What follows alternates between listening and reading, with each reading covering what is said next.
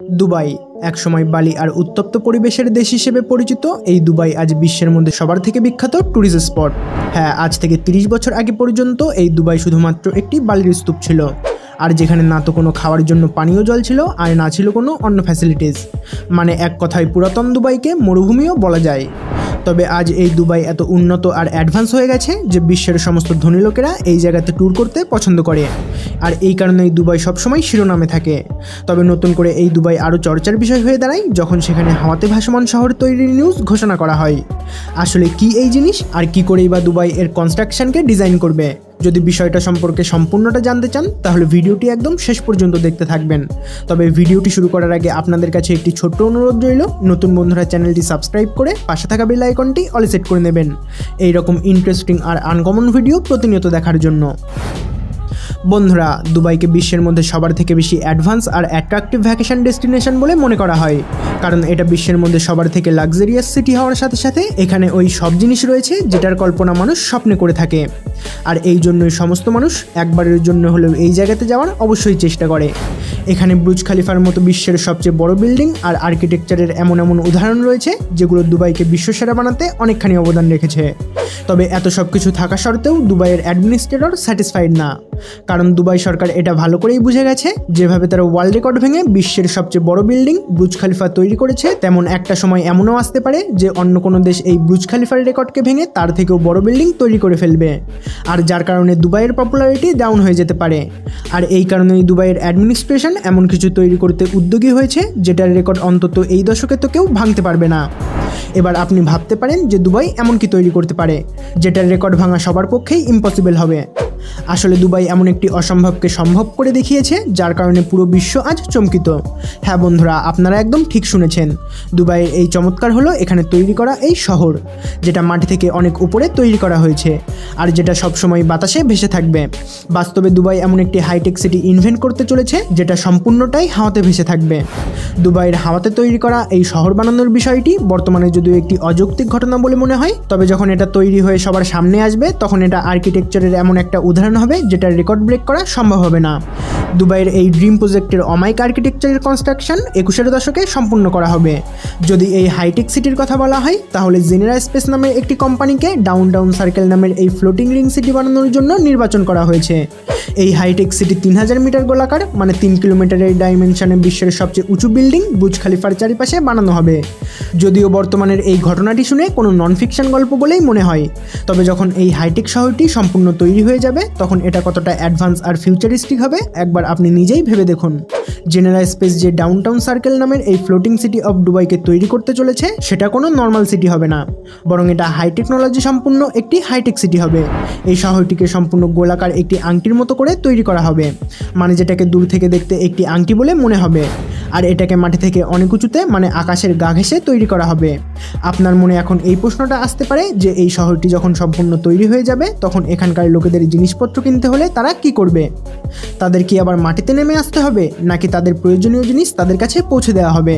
তো সেক্ষেত্রে আপনাদের জানিয়ে দিই যে এটা একটি হাইটেক সিটি হবে, যেখানে শপিং মল থেকে শুরু করে পার্ক সব কিছুই তৈরি করা হবে।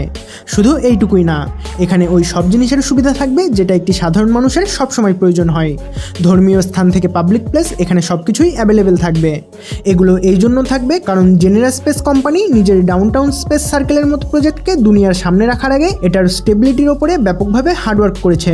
জেনেরা স্পেস কোম্পানির বক্তব্য হলো এই floating ring city of Dubai একটি সিঙ্গুলার মেগা বিল্ডিং মাল্টিপ্লেক্স হবে, আর এর ভিতরে হাইপার এফিশিয়েন্ট আরবান সেন্টার তৈরি করা হবে যাতে করে এনভায়রনমেন্টের কোনো রকম ক্ষতি না হয়। এইটুকুই না, এই মেগা বিল্ডিং কমপ্লেক্সগুলিকে ছোট ছোট প্লটে ভাগ করা হবে, আর এই ইউনিটগুলোর মধ্যে bedroom, commercial space, cultural space আর পাবলিক স্পেস সব কিছুই মজুদ থাকবে, যেটা এই শহরটিকে আরও বেশি অ্যাডভান্স আর এফিশিয়েন্ট করে তুলবে। তাছাড়া এই হাইটেক সিটি সবসময় বাতাসে ভেসে থাকবে, যেটা মাটি থেকে 550 মিটার উঁচুতে তৈরি করা হবে, আর এটা 3 কিলোমিটারের একটি বড় এরিয়া জুড়ে বিস্তৃত থাকবে। যখন এই শহরটি সম্পূর্ণ তৈরি হয়ে যাবে তখন ইঞ্জিনিয়ারিংয়ের এটা সবচেয়ে বড় উদাহরণ হবে।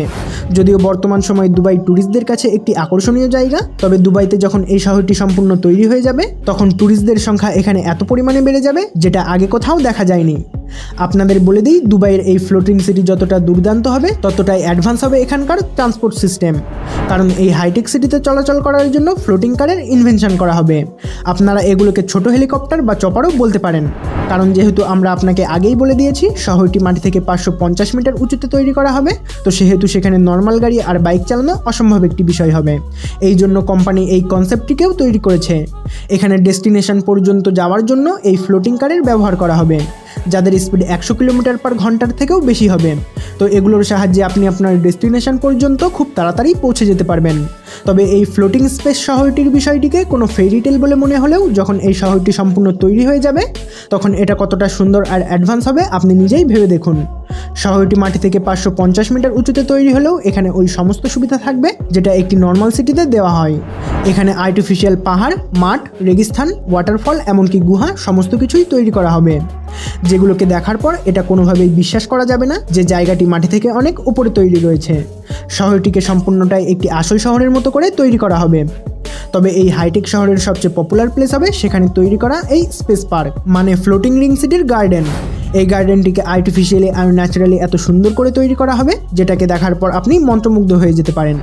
জেনেরা স্পেস কোম্পানি এই হাইটেক সিটিতে আলাদা আলাদাভাবে আর্টিফিশিয়াল ন্যাচারাল সাইট আর ক্লাইমেটকে রিক্রিয়েট করবে, যাতে করে এখানে ঘুরতে আসা ট্যুরিস্টরা একটি আলাদা দুনিয়ার অনুভূতি এক্সপিরিয়েন্স করতে পারে। এই হাইটেক শহরটির ব্যাপারে তো সম্পূর্ণটাই জানা হলো। এবার প্রশ্ন উঠে আসে যে এই হাইটেক সিটিকে সম্পূর্ণ বানিয়ে কবে তৈরি করা হবে। দেখুন বন্ধুরা, এই হাইটেক শহরটি বানানোর কাজ এখনও শুরু করা হয়নি। সবেমাত্র জেনেরা স্পেস কোম্পানি এই শহরটির ব্লুপ্রিন্ট আর কনসেপ্ট দুবাইয়ের অ্যাডমিনিস্ট্রেশনের কাছে উপস্থাপন করেছে। তবে যবে থেকে এই কনসেপ্টটি দুনিয়ার সামনে এসেছে তবে থেকে পুরো বিশ্বজুড়ে সবাই এটা তৈরির অপেক্ষা করছে। তো এখন দেখার বিষয় হলো এই হাইটেক শহরটি কবে তৈরি করা হবে আর এটা কতটা অ্যাডভান্স আর সুন্দর হবে। তো চলুন এখন জেনে নেওয়া যাক এটার আর্কিটেকচার কিভাবে তৈরি করা হবে। সবার প্রথমে এই ধরনের আর্কিটেকচার তৈরি করা তো দূরের কথা, এই রকম কনসেপ্ট মাথায় আসাই অনেক বড় একটি ব্যাপার।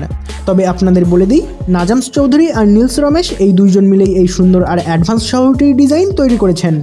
এই দুইজন জেনেরা স্পেস কোম্পানির সবচেয়ে প্রফেশনাল আর ফেমাস আর্কিটেকচার। তো যদি তাদের এই কনসেপ্টটি সত্যিকারেই তৈরি হয়ে যায় তাহলে এটা বিশ্বের সবচেয়ে পপুলার আর ফেমাস একটি আর্কিটেকচার হবে।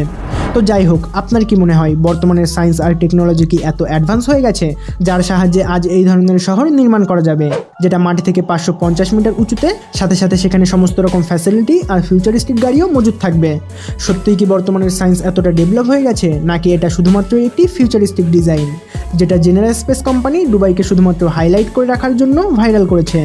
তো যাই হোক, এই ধরনের শহর যদি সত্যিই তৈরি হয়ে যায় তাহলে সেটা শুধুমাত্র দুবাইয়েরই না, বরং এটা পুরো পৃথিবীরই একটি ব্যাপক বড় অ্যাচিভমেন্ট হবে। তো বন্ধুরা, ভিডিওটি আজকের মতো এখানেই শেষ করছি। তবে ভিডিওটি ভালো লেগে থাকলে ভিডিওটিতে একটি অবশ্যই লাইক করবেন, আর সাথে সাথে ভিডিওটি আপনার বন্ধু আর ফ্যামিলির লোকেদের মধ্যে শেয়ার করবেন। এই রকম ইউনিক আর আনকমন ভিডিও প্রতিনিয়ত দেখার জন্য আমাদের চ্যানেলটি সাবস্ক্রাইব করবেন। আর যদি আপনি কখনো দুবাইতে গিয়ে থাকেন বা কখনো যেতে চান তাহলে আমাদেরকে কমেন্ট করে সেটা অবশ্যই জানাতে পারেন। তো আবার দেখা হচ্ছে জলপরীর একটি নতুন এপিসোডে। তত সময় পর্যন্ত ভালো থাকবেন। ধন্যবাদ।